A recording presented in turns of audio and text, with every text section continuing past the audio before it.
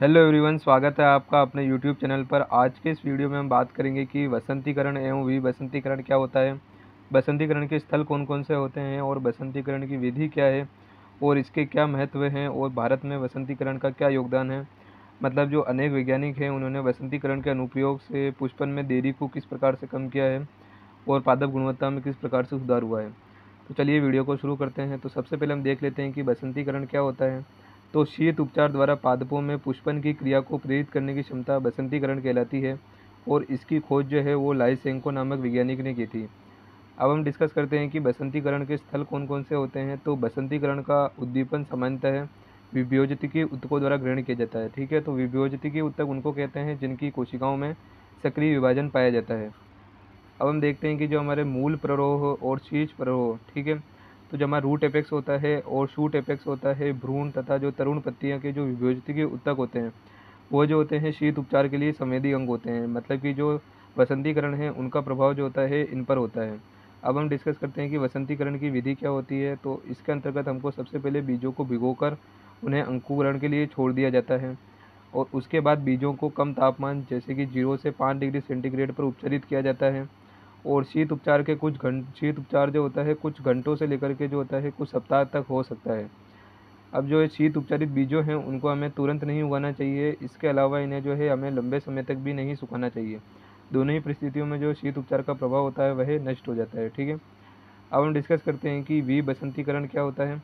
तो शीत उपचार के दौरान या तुरंत बाद ही यदि बसंतीकृत पादप या बीजों को उच्च ताप में स्थानांतरित कर दिया जाए तो बसंतीकरण का प्रभाव नष्ट हो जाता है। यही क्रिया जो होती है विबसंतीकरण कहलाती है। मतलब जो हमने निम्न तापमान पर पौधे के बीजों को जो हमने उपचारित किया था, यदि हम उन्हें उच्च तापमान में स्थानांतरित कर दें तो बसंतीकरण का जो प्रभाव होता है वह नष्ट हो जाता है और यही क्रिया जो होती है विबसंतीकरण कहलाती है। अब हम डिस्कस करते हैं कि बसंतीकरण का महत्व क्या होता है। तो बसंतीकरण जो होती है वह शरतकालीन पादप जातियों के अंकुरित बीजों को वसंतीकरण के पश्चात ग्रीष्म ऋतु में भी उगाया जा सकता है। मतलब जो शरतकालीन पादप जातियाँ हैं उनको हम ग्रीष्म ऋतु में भी उगा सकते हैं यदि हम बसंतीकरण द्वारा बीजों को अंकुरित करें। ठीक है, अब दूसरा इसका जो महत्व आता है वो आता है कि बसंतीकरण द्वारा द्विवर्षीय पादपों की कायिक प्रवस्था को कम करके उनमें पुष्पन कराया जा सकता है। ठीक है, तो द्विवर्षीय पादप क्या होते हैं। तो ऐसे पादप जिन्हें एक वर्ष में तो कायिक वृद्धि होती है और दूसरे वर्ष में जो होती है जनन क्रियाएं होती है, मतलब कि पुष्पन होता है। ठीक है, तो इनमें जो है ऐसे दिवसीय पादपों में क्या होता है कि वसंतीकरण के द्वारा कायिक प्रवस्था को हम कम करके उनमें पुष्पन शीघ्रता से करवा सकते हैं।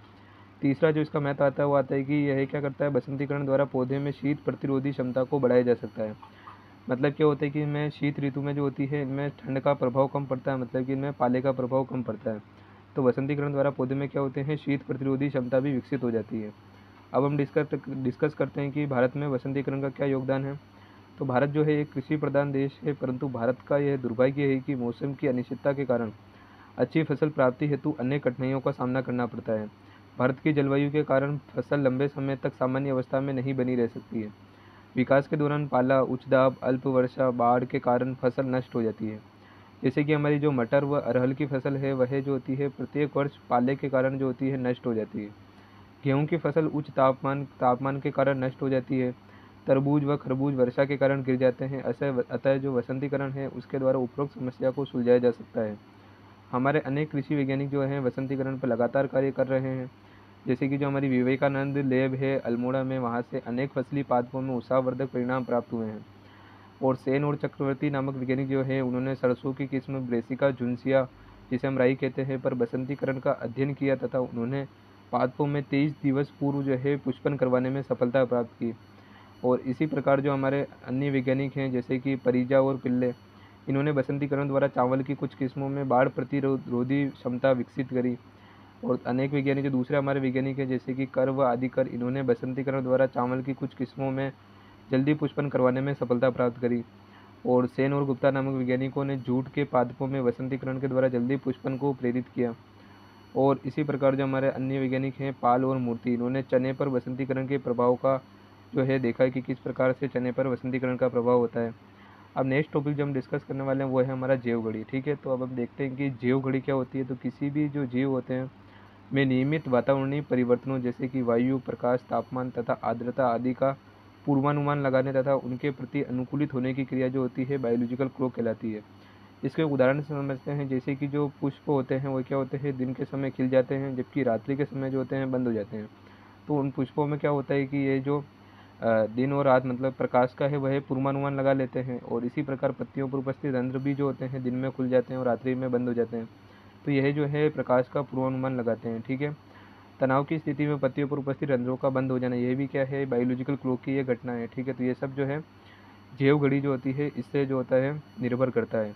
अब नेक्स्ट जो हम डिस्कस करने वाले हैं वो हमारा टॉपिक है क्रिप्टोक्रोम। ठीक है। तो ये भी क्या होता है, एक प्रकार के वर्णक होते हैं जो फ्लेवोप्रोटीन के बने होते हैं तथा पादप की कोशिका झिल्ली से जुड़े रहते हैं, तथा यह जो होते हैं यूवी विकिरण का अवशोषण करते हैं तथा 950 नैनोमीटर पर जो होते हैं तरंगदैर्ध्य पर अधिकतम अवशोषण दर्शाते हैं। ये पादप में अनेक क्रियाओं को प्रभावित करते हैं, जैसे कि हाइपोकोटाइल जिसे हम प्रांकुर कहते हैं, स्तंभ बीजपत्र पर्व की वृद्धि और रंध्र की गति, प्रकाश अनुवर्तन, पुष्पन आदि को भी जो होते हैं इनसे डिपेंड करते हैं, मतलब कि इस पर निर्भर करता है। तो ये था हमारा आज का वीडियो। आपको कैसा लगा वीडियो हमें कमेंट सेक्शन में ज़रूर बताएं, और वीडियो पसंद आने पर वीडियो को शेयर करके चैनल को सब्सक्राइब करें। Thanks for watching.